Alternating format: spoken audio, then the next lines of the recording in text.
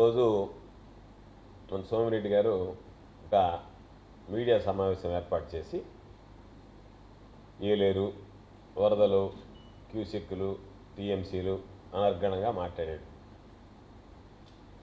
ఎప్పుడో నీటిపారుదల రంగానికి సంబంధించి మహనీయుడు సర్ ఆర్థర్ కాటన్ గురించి విన్నాం. మొన్న ప్రెస్ మీట్లో ఖద్దర్ సొక్క వేసుకున్నటువంటి ఖద్దర్ కాటన్ గురించి పాపం ఆయన బ్రహ్మాండంగా అన్ని వివరించడం జరిగింది. కాబట్టి కరువుని జయించడానికి పూనుకున్నటువంటి ఆర్థర్ కాటన్ కాసుల పంటలో కాసుల వేటలో బిజీగా ఉన్నటువంటి మన ఖద్దర్ కాటన్ వీళ్ళు మొన్న మాట్లాడినటువంటివి చూస్తే నాకు నవ్వాలని ఏడవాలనో తెలియనటువంటి పరిస్థితి. ఎందుకంటే సోమిరెడ్డి ఈ మధ్య ఎందుకో తన కెపాసిటీని మించి మాట్లాడుతున్నాడు. బాగలేదు, బాగా అనిపించడం లేదు. సోమిరెడ్డి పరిస్థితి ఏంది, కెపాసిటీ ఏంది అనేది అందరికీ తెలిసినటువంటి విషయం. వరదలు, ప్రవాహము, గట్టిగా పక్కన వరద పారితే కింద పడిపోయేటువంటి సోమిరెడ్డి పక్క నువ్వు వరదల గురించి ప్రవాహాన్ని గురించి మాట్లాడడం, వాటికి సంబంధించి ఏదో మాట్లాడాడు. నేను ఒకే విషయం చెప్తున్నా, నీ కెపాసిటీ ఎంత? నువ్వు బాటిల్ వాటర్కి ఎక్కువ, ట్యాప్ వాటర్కి తక్కువ. నీ కెపాసిటీ ఏంటంటే బాటిల్ వాటర్కి ఎక్కువ, ట్యాప్ వాటర్కి తక్కువ. నువ్వు వరదలు, ఏలేరు ప్రవాహం, ఆ గూగుల్లో మొత్తం అంతా తీసి దానికి సంబంధించి బ్రహ్మాండంగా పక్కన పెద్ద శబ్దం వస్తే ఆ శబ్దానికి పడిపోతావు. వరద శబ్దానికి నీకెందుకు వరదల గురించి మాట్లాడు? నీకు వరదల గురించి నీ కెపాసిటీ ఎంత? అసలు నువ్వు ఇంకా మారకపోతే ఎట్లా? చంద్రబాబు నాయుడు కూడా ప్రశంసించాడు నిన్ను. అబ్బా నీకు అనర్గళమైనటువంటి తెలివితేటలు ఉన్నాయి, అదే నీతో సమస్య. కాబట్టి ఖద్దర్ కాటన్ అంత ఆర్థర్ కాటన్ కన్నా మించినటువంటి వాడు ఈ ఖద్దర్ కాటన్ అని చెప్పి నిన్ను ప్రశంసించిపోయాడు. ఆయమ్మ నీకు సిగ్గు రాలేదు. నేను చెప్పేది పాపం నీకేదో ఈ వరదల్లో నిన్ను పిలవలేదని, పిలిస్తే ఏదన్నా పాపం ఆ పొట్లాలు ఈ పొట్లాల్లో కొంత ఏదైనా సర్దుబాటు అయ్యేదానికి అవకాశం ఉండేది కదా, అది ఏదన్నా అవకాశం కోల్పోయామనేటువంటి బాధ కనపడింది తప్ప నిన్ను పిలవడు చంద్రబాబు. ఎందుకు పిలవడంటే నంద్యాల బై ఎలక్షన్ అప్పుడు నీకు అప్పగించినటువంటి డబ్బులో ప్రతి కట్టలో డబ్బులు తగ్గినాయని చెప్పినా అక్కడ ఉన్నటువంటి తెలుగుదేశం నాయకులు ఫిర్యాదు చేశారు అప్పుడు చంద్రబాబుకి. కాబట్టి మరలా నీకు డబ్బుతో కూడినటువంటి పెత్తనం సోమిరెడ్డికి ఇచ్చేటువంటి పరిస్థితులు ఉండవు. కాబట్టి అదేదో లేదనో లేకపోతే ఏదో జాగ్రత్తగా ఉండకుండా మంచిది పోలే అక్కడికి. ఒకవేళ అడగానే పోయి గాలికని బాగా ఉధృతంగా వీసిందనుకో, ఎగిరాడు అనుకో, ఇక్కడ ఎగిరి కనిపోయి తెలంగాణలో పడ్డాడు అనుకో, వాళ్ళే ఉంటారు ఆ గడ్డాన్ని గిడ్డాన్ని చూసి ఓయమ్మో ఇడేవడం నక్సల్ ఇన్ఫార్మర్ ఉన్నటువంటి అని చెప్పి వాళ్ళు ఎత్తుకెళ్ళి ఉండేవాళ్ళు నక్సలైట్లు. లేదు నువ్వు ఏదైనా ఒరిస్సాలో పడ్డాం అనుకో, దొంగకోళ్ళు పట్టేవాడు ఉన్నటువంటి గడ్డ గిడ్డ వేసుకుని చెప్పి వాళ్ళు పట్టకపోయినవాడు నిన్ను. కాబట్టి గాలికి తిరగకుండా, వరదల జోలికి పోకుండా నెల్లూరులో కూర్చొని ప్రెస్ మీట్ పెట్టావు, అది సంతోషం. ఏదో మాట్లాడాలని చెప్పి కాస్త మాట్లాడు. కాబట్టి ఈ మధ్య నీ పనులు నువ్వు కానీ, కాలువల మీదకి పోవాలా, కాంట్రాక్టర్లు బెదిరించాలా, కాంట్రాక్టర్లు వచ్చి నిన్ను కలవాలా, ఆ కలెక్షన్స్ అవన్నీ వదిలిపెట్టేసి నువ్వు ఈ మధ్య నేను ఏలేరు, వరదలు, క్యూసెక్కులు, టీఎంసీలు జగన్మోహన్ రెడ్డి గారికి ఏం తెలుసు అంటే ఏం తెలుసు జగన్మోహన్ రెడ్డి గారికి?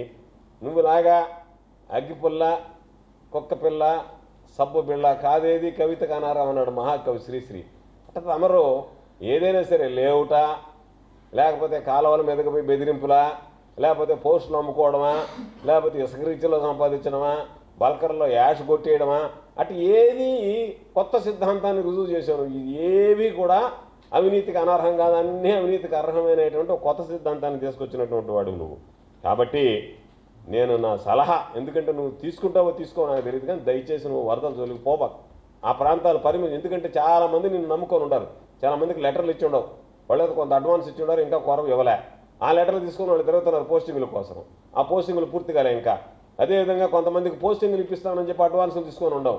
తర్వాత పాపం లేఅవుట్లో పనిచేస్తాను వాళ్ళ దగ్గర తీసుకొని ఉండవు, సూర్యాపాలెం వాళ్ళ దగ్గర ఎంత తీసుకొని ఉండవు తెలియదు పాపం మా రీచ్ మీద.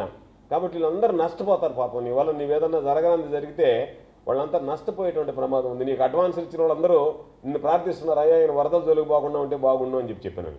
కాబట్టి నేను నిన్ను ఒకటే అడుగుతున్నా, నువ్వు ఏలేరుని గురించి మాట్లాడుతున్నావే, పక్కన పంబలేరుని గురించి మాట్లాడు.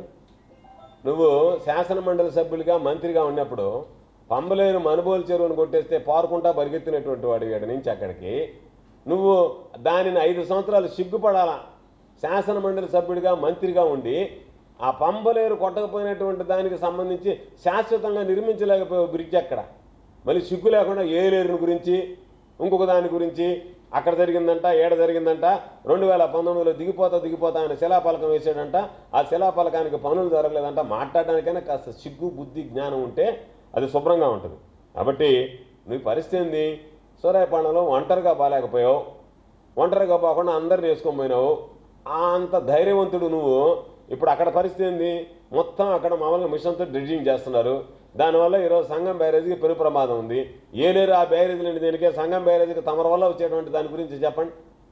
తమర వల్ల జరిగేటువంటి ఈ నష్టాన్ని ఏ విధంగా పూడ్చాలనే దాని గురించి మాట్లాడండి. నిద్ర లేస్తే నీ బ్రతుకంతా అవినీతి బ్రతుకు. నువ్వు మళ్ళా ఏదో చెప్పినట్టుగా జగన్మోహన్ రెడ్డి గారిని ఉడతలు పట్టేవాడు. నువ్వు జగన్మోహన్ రెడ్డి గారి గురించి మాట్లాడేటువంటి కెపాసిటీ, జగన్మోహన్ రెడ్డి గురించి మాట్లాడేటువంటి స్థాయి నీకు ఎక్కడుంది? నేను చెప్తున్నాడా నేను నేను నేను ఏంది నువ్వు? అందుకనే వాళ్ళు వదిలేసి ఉన్నారు నిన్ను. ఎందుకంటే ఆ బోట్లు అటు ఇరుక్కొని ఉన్నాయంట. ఒకవేళ నువ్వు తాండ్ర పాపారేనంత ఫిగర్ కాకపోవచ్చు, కోడిరామూర్తి అంత కటౌట్ లేకపోవచ్చు, కానీ గుండె బలం కలిగినటువంటి వాడివి. అసాధారణమైనటువంటి విషయాలు ఎక్కడైనా తిమిరి ఇసుకున్న తైలం దిగుతున్నట్టుగా ఇసుకలో తైలం దిగలిగినటువంటి వాడివి. ఆ బోటు లాగడానికి నేను తీసుకెళ్తే ఏదో ఒక విధంగా ఒక సలహా ఇచ్చి బోటు నువ్వు లాగనైనా లాగలిగే కెపాసిటీ ఉండేవాడు. ఆ ఇరుక్కుపోయిన బోట్ల గురించి నేను సోమశిలకు పోయి మాట్లాడాడు, తిరుపతికి పోయి మాట్లాడాడు.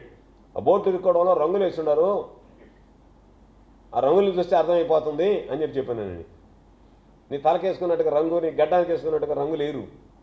ఓట్లు కూడా అభిమానం కొంది రంగులు వేసుకున్నంత మాత్రానే, ఆ రంగు వేసుకున్నంత మాత్రానే నువ్వు తలకు ఒక రంగు గడ్డానికి ఒక రంగు వేసుకుంటే డిఎంకే పార్టీకి చెందినవాడివే నల్లంగా. కాబట్టి నీ తెలివితేటలు, నీ బ్రతుకు, వీటి గురించి మాట్లాడే ముందు వరద నష్టాల గురించి మాట్లాడేటప్పుడు నువ్వు ఏదన్నా ఉంటే సజావుగా సాఫీగా మాట్లాడు. మ్యాన్ మేడ్ వరదలేనంట, ఎస్ జగన్ మేడ్ వరదలంట ఆయన హెడ్డింగ్ పెట్టడం. సిగ్గుండాలి నీకు వచ్చేటువంటి ఇంగ్లీషు, నీ నాలెడ్జి, నీ తెలివితేటలు, నీ చదువు అంతా శ్రీనివాస మహల్ దగ్గర ఆడవాళ్ళని అడిగితే చెప్తాను నీ కెపాసిటీ ఏందనేది, నీ చదువు ఏందనేది. డైమండ్ డబ్బా ఒకటి చెప్తాడు శ్రీనివాస మహల్ దగ్గర నీ కెపాసిటీ ఏందనేది. అటువంటిది నువ్వేదో పెద్ద కెపాసిటీ కలిగినటువంటి వాడివిగా, అసలు మామూలుగా సాగునీటి రంగానికి నువ్వే ఆద్యుడిగా, అసలు మామూలుగా నువ్వు లేకపోతే ఆంధ్ర రాష్ట్రంలో సస్యశ్యామలం కాకుండా పంటలన్నీ ఎండిపోతాయన్నట్టుగా, అసలు నువ్వు అనేవాడిగా మొత్తం ఆంధ్ర రాష్ట్రానికి జీవనాడి పోలవరం కాదు, నువ్వే జీవనాడిగా, సోమిరెడ్డి ఆంధ్ర రాష్ట్ర రైతాంగానికి జీవనాడిలాగా నీ వ్యవహారం, నీ కథ చూస్తుంటే ఎగిరిగిరి మాట్లాడుతూ ఉంటావు. నీకు అసలు ఏమి తెలుసని? నీకు సబ్జెక్టే లేనటువంటి వాడివి. గూగుల్లో చూసుకొని గూగుల్లో వచ్చి తీసుకొచ్చి ఏదో మన పాపం సంవత్సరంలో కూడా దూసుకొని పోతా ఉన్నాడు లోపలికి చంద్రబాబు దగ్గరికి. ఆయన ఎక్కడ నా మొహం చూడకపోతాడని నేను దూసుకొని పోతా ఉన్నాడు లోపలికి చంద్రబాబు దగ్గరికి.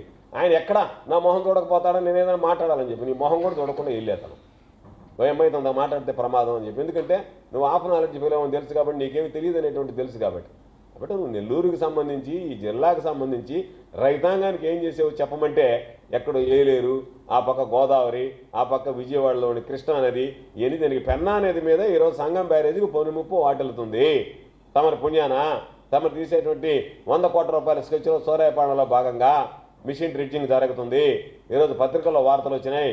పాపం అక్కడ రైతులు ఆందోళన చేస్తున్నారు.